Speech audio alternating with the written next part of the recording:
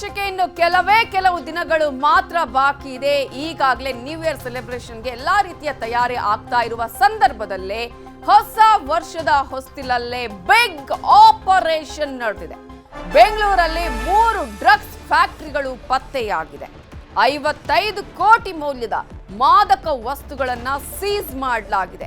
ಈಗಾಗಲೇ ನಮ್ಮ ಕರ್ನಾಟಕ ಪೊಲೀಸರು ಕೂಡ ಮೊನ್ನೆಯಿಂದಲೂ ಕೂಡ ಯಾವ ರೀತಿಯಾಗಿ ನಾವು ತಯಾರಿಯನ್ನ ಮಾಡ್ಕೊಳ್ತಾ ಇದ್ವಿ, ಯಾವುದೇ ರೀತಿ ಅನಾಹುತ ಆಗದ ಹಾಗೆ ಏನೆಲ್ಲ ಕಟ್ಟೆಚ್ಚರವನ್ನ ವಹಿಸ್ತೀವಿ ಅಂತ ಹೇಳ್ತಾ ಇದ್ರು. ಪ್ರತಿ ಬಾರಿ ಕೂಡ ನ್ಯೂ ಇಯರ್ ಸೆಲೆಬ್ರೇಷನ್ ಸಂದರ್ಭದಲ್ಲಿ ಈ ರೀತಿಯಾಗಿ ಮಾದಕ ವಸ್ತುಗಳು ಬೆಂಗಳೂರಿಗೆ ಬರೋದು, ಈ ಒಂದು ವಿಚಾರ, ಈ ಒಂದು ಜಾಲ ಜಾಸ್ತಿಯಾಗಿ ಕಾಣಿಸಿಕೊಳ್ಳುತ್ತೆ. ಆದರೆ ಅದರ ಒಂದು ಕೇರ್ ಅನ್ನ ಯಾವ ರೀತಿಯಾಗಿ ಮಾಡ್ಕೊಳ್ಬೇಕಾಗಿತ್ತು, ಯಾವುದೇ ಈ ರೀತಿಯಾದಂತಹ ಡ್ರಗ್ಸ್ ದಂಧೆಯನ್ನು ಹಿಡಿಯುವಂತಹ ಕೆಲಸವನ್ನ ಇದೀಗ ಯಾರು ಮಾಡಿದ್ದಾರೆ? ಬೆಂಗಳೂರಲ್ಲಿ ತಯಾರಿ ಆಗ್ತಾ ಇದ್ದಿದ್ದು ಬೇರೆ ರಾಜ್ಯಗಳಿಗೆ ಇದು ಪೂರೈಕೆ ಆಗ್ತಾ ಇತ್ತು. ಇದನ್ನ ಮಾಡಿರೋದು ಇದೀಗ ಈ ಒಂದು ಬಿಗ್ ಆಪರೇಷನ್ ಅನ್ನ ಮಹಾರಾಷ್ಟ್ರ ಪೊಲೀಸರಿಂದ ಬಿಗ್ ಆಪರೇಷನ್ ನಡೆದಿದೆ. ಮುಂಬೈನ ಕೇಸನ್ನ ಬೆನ್ನಟ್ಟಿದ್ದ ಮಹಾರಾಷ್ಟ್ರ ಪೊಲೀಸರು ಇದೀಗ 55 ಕೋಟಿ ಬೆಲೆಯ ಡ್ರಗ್ಸ್ ಅನ್ನ ಸೀಸ್ ಮಾಡಿಕೊಂಡಿದ್ದಾರೆ. ಮಹಾ ಪೊಲೀಸ್ ರೈಡ್ ಮಾಡಿರುವಂತಹ ಸಂದರ್ಭದಲ್ಲಿ ಈಗಾಗಲೇ 3 ಕಡೆಗಳಲ್ಲಿ ಡ್ರಗ್ಸ್ ಫ್ಯಾಕ್ಟರಿಗಳು ಅಲ್ಲಿ ಏನೇನ್ ಮಾಡ್ತಾ ಇದ್ವು, ಯಾವ ರೀತಿಯಾಗಿ ಬೇರೆ ರಾಜ್ಯಗಳಿಗೂ ಕೂಡ ಇಲ್ಲಿಂದ ಸಪ್ಲೈ ಆಗ್ತಾ ಇತ್ತು ಅನ್ನೋದರ ಸಂಪೂರ್ಣವಾದಂತಹ ಮಾಹಿತಿಯನ್ನ ಕಲೆ ಹಾಕಿ ಖಚಿತ ಮಾಹಿತಿಯ ಮೇರೆಗೆನೆ ಅವರು ಅಲ್ಲಿ ದಾಳಿ ಮಾಡಿದಾಗ 55 ಕೋಟಿ ಬೆಲೆಯ ಡ್ರಗ್ಸ್ ಅನ್ನ ಸೀಸ್ ಮಾಡಿಕೊಂಡಿದ್ದಾರೆ.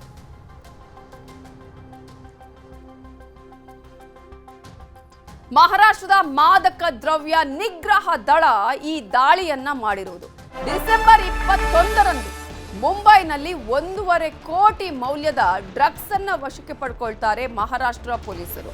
ಈ ಸಂದರ್ಭದಲ್ಲಿ ಅಬ್ದುಲ್ ಖಾದಿರ್ ಶೇಖ್ ಅನ್ನೋ ಆತನನ್ನ ಮಹಾರಾಷ್ಟ್ರ ಪೊಲೀಸರು ಅರೆಸ್ಟ್ ಮಾಡ್ತಾರೆ. ಅಂತ ಹೇಳಿದ್ರೆ ಮಾದಕ ದ್ರವ್ಯ ನಿಗ್ರಹ ದಳದ ಅಧಿಕಾರಿಗಳು ದಾಳಿ ಮಾಡಿದಂತಹ ಸಂದರ್ಭದಲ್ಲಿ ಈತನನ್ನ ಅರೆಸ್ಟ್ ಮಾಡ್ತಾರೆ. ಆಗ ಆತನ ವಿಚಾರಣೆಯ ಸಂದರ್ಭದಲ್ಲಿ ಕರ್ನಾಟಕದ ಲಿಂಕ್ ಇರೋದ್ರ ಬಗ್ಗೆ ವಿಚಾರಣೆಯ ಸಂದರ್ಭದಲ್ಲಿ ಮಾಹಿತಿ ಸಿಗುತ್ತೆ. ಈ ಮಾಹಿತಿಯಂತೆಯೇ ಬೆಂಗಳೂರಿನಲ್ಲಿ ಮಹಾರಾಷ್ಟ್ರ ಪೊಲೀಸರು ದಾಳಿಯನ್ನ ಮಾಡಿದ್ದಾರೆ. ಬೆಂಗಳೂರಲ್ಲಿ ಪ್ರಶಾಂತ್ ಯಲ್ಲಪ್ಪ ಪಾಟೀಲ್ ಅನ್ನುವ ಆತನನ್ನ ಬಂಧಿಸಿದ್ದಾರೆ. ಆರೋಪಿಯನ್ನ ವಿಚಾರಣೆ ನಡೆಸಿದಾಗ ಡ್ರಗ್ಸ್ ಫ್ಯಾಕ್ಟರಿಯೇ ಇರುವಂತಹ ಸುಳಿವನ್ನ ಆತ ಕೊಡ್ತಾನೆ. ಪ್ರಶಾಂತ್ ಯಲ್ಲಪ್ಪ ಪಾಟೀಲ್ ನಡೆಸ್ತಾ ಇದ್ದ ಈ ಡ್ರಗ್ಸ್ ಫ್ಯಾಕ್ಟರಿಗಳನ್ನ ದಾಳಿ ನಡೆಸಿ 56 ಕೋಟಿ ಮೌಲ್ಯದ ಡ್ರಗ್ಸ್ ಅನ್ನ ವಶಕ್ಕೆ ಪಡ್ಕೊಂಡಿದ್ದಾರೆ ಮಹಾರಾಷ್ಟ್ರ ಪೊಲೀಸರು. ಕರ್ನಾಟಕದಲ್ಲಿ ಡ್ರಗ್ಸ್ ಮಾಫಿಯಾ ಹಣ ರಿಯಲ್ ಎಸ್ಟೇಟ್ ನಲ್ಲಿ ಹೂಡಿಕೆ ಮಾಡಲಾಗ್ತಾ ಇತ್ತು. ಬೆಂಗಳೂರು ಪೊಲೀಸರ ಕಣ್ತಪ್ಪಿಸಿ ಡ್ರಗ್ಸ್ ಅನ್ನ ತಯಾರಿ ಮಾಡಲಾಗ್ತಾ ಇತ್ತು. ಮಹಾ ಪೊಲೀಸರ ಮಾಹಿತಿಯನ್ನ ಆಧರಿಸಿ ಇದೀಗ ತನಿಖೆ ನಡೀತಾ ಇದೆ.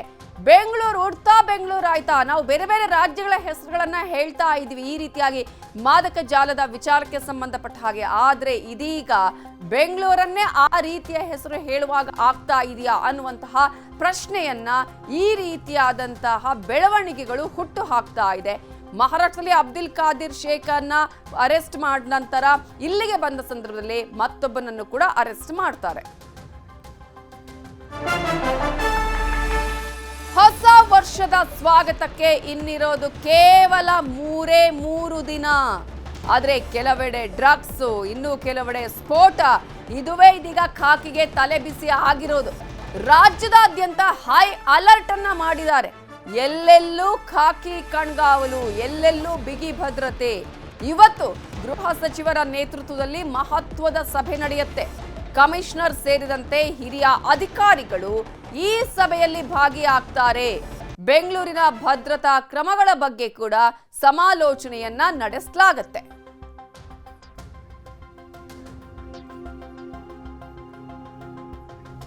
ಇದೇ ವಿಚಾರಕ್ಕೆ ಸಂಬಂಧಪಟ್ಟ ಹಾಗೆ ಇನ್ನಷ್ಟು ಅಪ್ಡೇಟ್ಸ್ ಕೊಡೋದಕ್ಕೆ ನಮ್ಮ ರಿಪೋರ್ಟರ್ ಮಾದೇಶ್ ಈಗ ನೇರ ಸಂಪರ್ಕದಲ್ಲಿ ಜಾಯ್ನ್ ಆಗಿದ್ದಾರೆ. ಮಾದೇಶ್, ಈಗಾಗಲೇ ಮೊನ್ನೆ ಕೂಡ ಇಲ್ಲಿ ಕಮಿಷನರ್ ಸೇರಿದಂತೆ ಅಧಿಕಾರಿಗಳು ಹೇಳ್ತಾ ಇದ್ರು ನಾವೆಲ್ಲಾ ರೀತಿಯಾದಂತಹ ಕ್ರಮಗಳನ್ನು ಕೈಗೊಂಡಿದ್ದೇವೆ, ಈ ಸಲ ಯಾವುದೇ ರೀತಿಯ ಅನಾಹುತ ಆಗದ ಹಾಗೆ ಹೊಸ ವರ್ಷದ ಸಂಭ್ರಮಾಚರಣೆಯ ಸಂದರ್ಭದಲ್ಲಿ ಅದಕ್ಕಿಂತ ಮುಂಚೆನೇ ಎಲ್ಲಾ ರೀತಿಯ ತಯಾರಿ ಆಗಿದೆ ಅಂತ.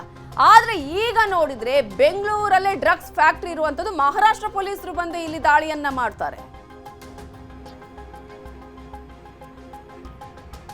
ನವಿತಾ, ಖಂಡಿತವಾಗ್ಲೂ ಕೂಡ ಬೆಂಗಳೂರು ಪೊಲೀಸರು ಇಲ್ಲಿ ನಿರ್ಲಕ್ಷ್ಯಕ್ಕೆ ಒಳಗಾಗಿದ್ದಾರೆ ಅಥವಾ ಬರೀ ನಾವು ಬಂದೋಬಸ್ತ್ ಭದ್ರತೆಯನ್ನ ಮಾಡ್ಕೊಳ್ತಿದ್ದೇವೆ ಅಂತೇಳಿ ಅಸಲಿ ತನಿಖೆಯನ್ನ ಏನ್ ನಡೆಸಬೇಕಿತ್ತು ಅದರ ಕಡೆ ಗಮನ ಕೊಡ್ಲಿಲ್ವಾ ಅನ್ನೋಂತ ಪ್ರಶ್ನೆ ಮೂಡ್ತಿದೆ. ಯಾಕಂದ್ರೆ ಮಹಾರಾಷ್ಟ್ರ ಪೊಲೀಸರು ಪ್ರಕರಣ ಒಂದರಲ್ಲಿ ಅಲ್ಲಿನ ಆರೋಪಿಯನ್ನ ವಿಚಾರಣೆ ನಡೆಸಿ ಬೆಂಗಳೂರಿನಿಗೆ ಒಂದು ಡ್ರಗ್ ಫ್ಯಾಕ್ಟರಿಯನ್ನ ಪತ್ತೆ ಹಚ್ತಾರೆ. ಅಂದ್ರೆ ಒಂದಲ್ಲ ಎರಡಲ್ಲ, ಒಟ್ಟು 3 ಡ್ರಗ್ ಫ್ಯಾಕ್ಟರಿಗಳನ್ನ ಅವರು ಪತ್ತೆ ಹಚ್ತಾರೆ. ಇಲ್ಲಿರುವಂತಹ ಆರೋಪಿಯನ್ನು ಕೂಡ ಅವರು ಅರೆಸ್ಟ್ ಮಾಡುವಂತ ಕೆಲಸವನ್ನ ಮಾಡಿದ್ದಾರೆ. ಬೆಂಗಳೂರಿನ ಹೊರವಲಯದ ಬಳಿ, ಅದರಲ್ಲೂ ಕೂಡ ಆವಲಹಳ್ಳಿ ಪೊಲೀಸ್ ಠಾಣಾ ವ್ಯಾಪ್ತಿಯಲ್ಲಿ ಒಂದು ಡ್ರಗ್ ಫ್ಯಾಕ್ಟರಿಯನ್ನ ಹಲವು ತಿಂಗಳುಗಳಿಂದಲೂ ಕೂಡ ವ್ಯವಸ್ಥಿತವಾಗಿ ಆತ ನಡೆಸ್ತಿದ್ದ ಅನ್ನುವಂಥದ್ದು ಮಾಹಿತಿ ಸದ್ಯಕ್ಕೆ ಲಭ್ಯ ಆಗ್ತಿದೆ. ಒಂದಷ್ಟು ವಿಡಿಯೋಗಳು ಕೂಡ ಮತ್ತೆ ಫೋಟೋಗಳು ಕೂಡ ಲಭ್ಯ ಆಗಿದೆ. ಅದನ್ನ ನೋಡ್ತಿದ್ರೆ ಅಲ್ಲಿನ ಸ್ಥಳೀಯರ ಸಮ್ಮುಖದಲ್ಲಿ ಅಥವಾ ಅಲ್ಲಿನ ಸ್ಥಳೀಯರ ಸಂಪರ್ಕ ಮಾಡಿ ಅಲ್ಲಿರುವಂತಹ ಸಪೋರ್ಟ್ನಿಂದಲೇ ಆರೋಪಿತ ಈ ರೀತಿಯಾಗಿ ನಡೆಸಿದ್ದ ಅನ್ನುವಂತ ಅನುಮಾನ ಮೂಡದೆ ಇರೋದು. ಯಾಕಂದ್ರೆ ಆ ರೀತಿಯಾಗಿ ಅಷ್ಟು ದೊಡ್ಡದಾಗಿ ಒಂದು ವ್ಯವಸ್ಥಿತವಾಗಿ ಆತ ಡ್ರಗ್ ಫ್ಯಾಕ್ಟರಿಯನ್ನ ಮಾಡಿಸ್ಕೊಂಡು ಹಲವು ತಿಂಗಳಿಂದಲೂ ಕೂಡ ನಡೆಸ್ತಿದ್ದಾನೆ ಅಂತಂದ್ರೆ ಪೊಲೀಸರಿಗೆ ನಿಜಕ್ಕೂ ಕೂಡ ಅದ್ರ ಬಗ್ಗೆ ಒಂಚೂರು ಮಾಹಿತಿ ಇರಲಿಲ್ವಾ ಅನ್ನೋಂಥದ್ದು ಇಲ್ಲಿ ಪ್ರಶ್ನೆ ಮಾಡಲೇಬೇಕಾಗುತ್ತೆ. ಯಾಕಂದ್ರೆ ಈ ವರ್ಷ ಸುಮಾರು 168 kg ಡ್ರಗ್ಸ್ ಅನ್ನ ನಾವು ಪತ್ತೆ ಮಾಡಿದೀವಿ ಅಂತೇಳಿ ಪೊಲೀಸರು ಹೇಳ್ತಾರೆ. ಆದ್ರೆ ಈ ರೀತಿಯಾದಂತಹ ಡ್ರಗ್ ಅನ್ನ ಯಾಕೆ ಪತ್ತೆ ಮಾಡಲಿಲ್ಲ ಅಂದ್ರೆ ಬರೀ ಒಂದು ಡ್ರಗ್ ಪತ್ತೆ ಆದಂತ ನಂತರ ಅಂದ್ರೆ ಒಂದು ಯಾವ ಕಡೆ ಸರಬರಾಜು ಆಗ್ತಿರುತ್ತಲ್ಲ ಆ ಒಂದು ಸಂದರ್ಭದಲ್ಲಿ ಮಾಹಿತಿಯನ್ನ ಆಧರಿಸಿ ಪೊಲೀಸರು ದಾಳಿ ಮಾಡ್ತಾರೆ, ಅದನ್ನ ವಶಪಡಿತಾರೆ, ಡ್ರಗ್ ಪೆಡ್ಲರ್ ಗಳನ್ನ ಅರೆಸ್ಟ್ ಮಾಡ್ತಾರೆ.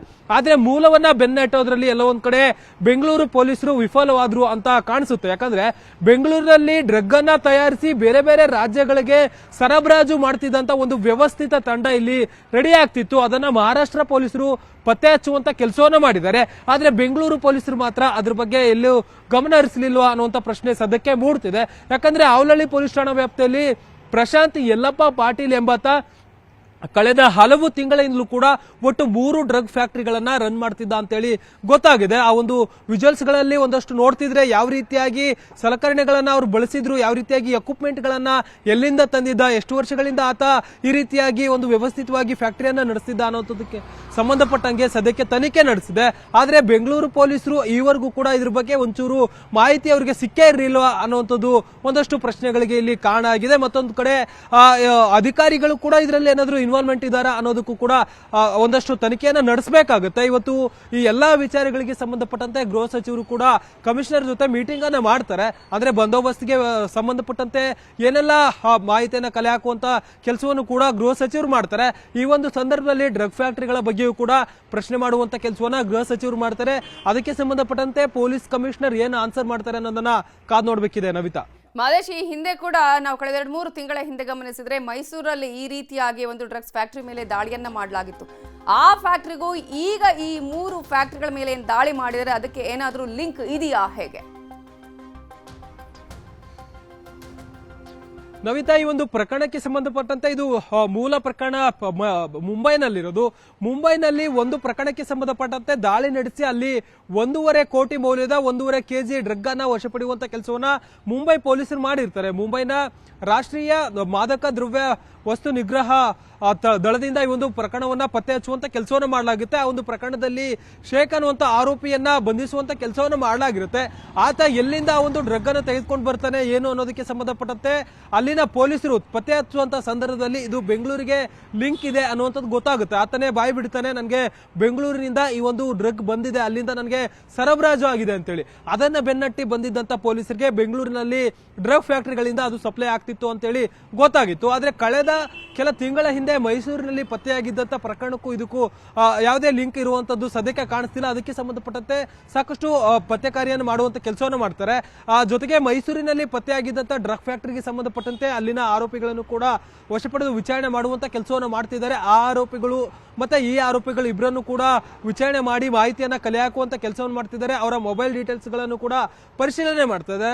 ಜೊತೆಗೆ ಈ ಯಲ್ಲಪ್ಪ ಅಂತ ಏನಿದಾನೆ, ಈತನ ಹಿಂದೆ ಕೂಡ ಯಾರಿದ್ದಾರೆ, ಈ ಡ್ರಗ್ ಫ್ಯಾಕ್ಟರಿ ಹಿಂದೆ ಓನ್ಲಿ ಯಲ್ಲಪ್ಪ ಪ್ರಶಾಂತ್ ಇದಾನ ಅಥವಾ ಬೇರೆ ಬೇರೆ ಆರೋಪಿಗಳು ಕೂಡ ಇದರಲ್ಲಿ ಇನ್ವಾಲ್ವ್ ಆಗಿದಾರ, ಬೇರೆ ಬೇರೆ ರಾಜ್ಯದವರು ಕೂಡ ಇದರಲ್ಲಿ ಇದ್ದಾರೆ ಅನ್ನೋದಕ್ಕೆ ಸಂಬಂಧಪಟ್ಟಂತೆ ಒಂದಷ್ಟು ತನಿಖೆ ಮಾಡುವಂತ ಕೆಲಸವನ್ನು ಮಾಡಲಾಗ್ತಿದೆ. ಇವರು ಬೆಂಗಳೂರಿನಲ್ಲಿ ಈ ಒಂದು ಡ್ರಗ್ ಅನ್ನ ತಯಾರು ಮಾಡಿ ಆಂಧ್ರ, ತಮಿಳುನಾಡು, ಮಹಾರಾಷ್ಟ್ರ ಸೇರಿದಂತೆ ಬೇರೆ ಬೇರೆ ರಾಜ್ಯಗಳಿಗೆ ರವಾನೆ ಮಾಡ್ತಿದ್ರು. ಅಂದ್ರೆ ಈ ಒಂದು ಸಿಂಡಿಕೇಟ್ ಆಗಿ ದೊಡ್ಡದಾಗಿ ಅವರು ಈ ಒಂದು ಡ್ರಗ್ ಮಾಫಿಯಾನ ನಡೆಸ್ತಿದ್ರು ಅನ್ನುವಂಥದ್ದು ಮೇಲ್ನೋಟಕ್ಕೆ ಗೊತ್ತಾಗಿದೆ. ಸದ್ಯಕ್ಕಂತೂ ಈ ಒಂದು ಪ್ರಕರಣವನ್ನ ಮಹಾರಾಷ್ಟ್ರ ಪೊಲೀಸರು ತನಿಖೆ ನಡೆಸ್ತಿದ್ದಾರೆ. ಬಹುತೇಕ ತನಿಖೆಯನ್ನು ಕೂಡ ಮಾಡಿ ಮಾಡಿದ್ದಾರೆ. ಆದ್ರೆ ಬೆಂಗಳೂರು ಪೊಲೀಸರು ಇದಕ್ಕೆ ಸಂಬಂಧಪಟ್ಟಂತೆ ಏನೆಲ್ಲ ಮುಂಜಾಗ್ರತಾ ಕ್ರಮಗಳನ್ನು ಕೈಗೊಳ್ತಾರೆ, ಜೊತೆಗೆ ಈ ಒಂದು ಪ್ರಕರಣಕ್ಕೆ ಸಂಬಂಧಪಟ್ಟಂತೆ ಏನ್ ತನಿಖೆ ಮಾಡ್ತಾರೆ ಅನ್ನೋದನ್ನ ಕಾದ್ ನೋಡ್ಬೇಕಿದೆ. ಮಹೇಶ್, ನಾವು ಈ ಹಿಂದೆ ಕೂಡ ಗಮನಿಸಿದ್ವಿ, ಅನೇಕ ಬಾರಿ ಡ್ರಗ್ಸ್ ಸೀಸ್ ಮಾಡುವಂತ ಸಂದರ್ಭದಲ್ಲಿ ಬೇರೆ ರಾಜ್ಯಗಳಿಂದ ಬಂದಂತವರಾಗಿರ್ಬೋದು ಅಥವಾ ಬೇರೆ ದೇಶಗಳ ಅವರ ಬಗ್ಗೆ ಕೂಡ ಮಾಹಿತಿಯನ್ನ ಕೊಡ್ತಾ ಇದ್ರು. ಅಲ್ಲಿಂದ ಬಂದಂತವ್ರು ಈ ರೀತಿಯಾದ ಒಂದು ಜಾಲ ಇದೆ ಅಂತ ಹೇಳಿ.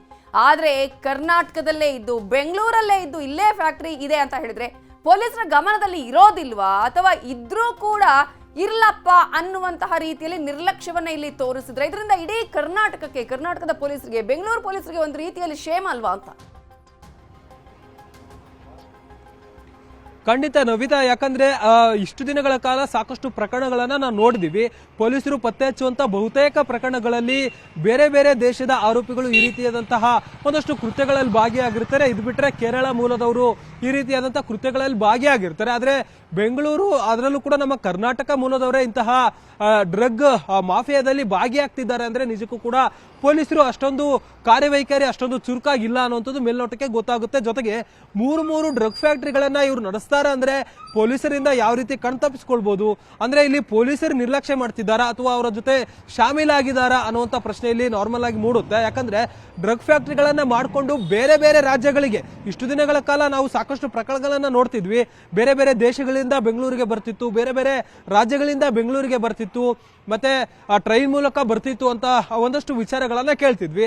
ಆದ್ರೆ ಬೆಂಗಳೂರಿನಲ್ಲೇ ಫ್ಯಾಕ್ಟರಿಯನ್ನ ಮಾಡಿಕೊಂಡು ಬೆಂಗಳೂರಿನಲ್ಲೇ ಸಿಂಥೆಟಿಕ್ ಡ್ರಗ್ ಅನ್ನ, ಅಂದ್ರೆ ಮ್ಯಾನ್ ಮೇಡ್ ಡ್ರಗ್ ಅನ್ನ ಇವರು ತಯಾರು ಮಾಡ್ತಿದ್ರು ಅಂದ್ರೆ ನಿಜಕ್ಕೂ ಕೂಡ ಅದಕ್ಕೆ ತರುವಂತಹ ವಸ್ತುಗಳು ಎಲ್ಲಿಂದ ತರ್ತಿದ್ರು, ಅಲ್ಲಿ ಯಾವ ರೀತಿ ಅಂದ್ರೆ ಈ ರೀತಿಯಾಗಿ 3 ಫ್ಯಾಕ್ಟರಿಗಳನ್ನ ಅವರು ರನ್ ಮಾಡ್ತಿದ್ರು ಅಂದ್ರೆ ಇಲ್ಲಿ ಯಾವುದೇ ರೀತಿಯಾದಂತಹ ಸಮಸ್ಯೆ ಅಂತೂ ಅವ್ರಿಗೆ ಇರ್ಲಿಕ್ಕಿಲ್ಲ. ಅಂದ್ರೆ ಪೊಲೀಸರ ಭಯ ಆಗಿರ್ಬೋದು, ಮತ್ತೆ ಈಸಿಯಾಗಿ ವಸ್ತುಗಳು ಸಿಗೋದಾಗಿರ್ಬೋದು, ಮತ್ತೆ ಬೇರೆ ಬೇರೆ ಕಡೆ ಸರಬರಾಜು ಮಾಡೋದಕ್ಕೆ ಸಂಬಂಧಪಟ್ಟಂತೆ ಈಸಿ ಕಾಂಟ್ಯಾಕ್ಟ್ ಅಂತೂ ಅವ್ರಿಗೆ ಇತ್ತು ಅಂತ ಕಾಣಿಸುತ್ತೆ. ಹೀಗಾಗಿಯೇ ದಾಳಿ ನಡೆಸಿದಂತ ಸಂದರ್ಭದಲ್ಲಿ ಬರೋಬ್ಬರಿ 55 ಕೋಟಿ ಮೌಲ್ಯದ ಡ್ರಗ್ ಸಿಕ್ಕಿದೆ. ಇಷ್ಟು ದಿನಗಳ ಕಾಲ ಇವರು ಎಷ್ಟೊಂದು ವ್ಯಾಪಾರ ಮಾಡಿರ್ಬೋದು, ಎಷ್ಟು ತಿಂಗಳಿಂದ ಇವರು ನಡೆಸ್ತಿರ್ಬೋದು ಅನ್ನೋಂತಂದ್ರೆ ಎಲ್ಲೋ ಒಂದ್ ಕಡೆ ಪೊಲೀಸರು ಇಲ್ಲಿ ದೊಡ್ಡದಾಗಿ ನಿರ್ಲಕ್ಷ್ಯ ಮಾಡಿದ್ದಾರೆ ಅನ್ನೋಂಥದ್ದು ಕಾಣುತ್ತೆ. ಇದಕ್ಕೆ ಸಂಬಂಧಪಟ್ಟಂತೆ ಯಾವೆಲ್ಲ ಅಧಿಕಾರಿಗಳ ವಿರುದ್ಧ ಏನ್ ಕ್ರಮ ಆಗುತ್ತೆ, ಗೃಹ ಸಚಿವರು ಈ ಒಂದು ವಿಚಾರವನ್ನ ಎಷ್ಟು ಗಂಭೀರವಾಗಿ ಪರಿಗಣಿಸ್ತಾರೆ ಅನ್ನೋದನ್ನ ಕಾದ್ ನೋಡ್ಬೇಕಿದೆ. Navita, yes, thank you Mahesh. Detail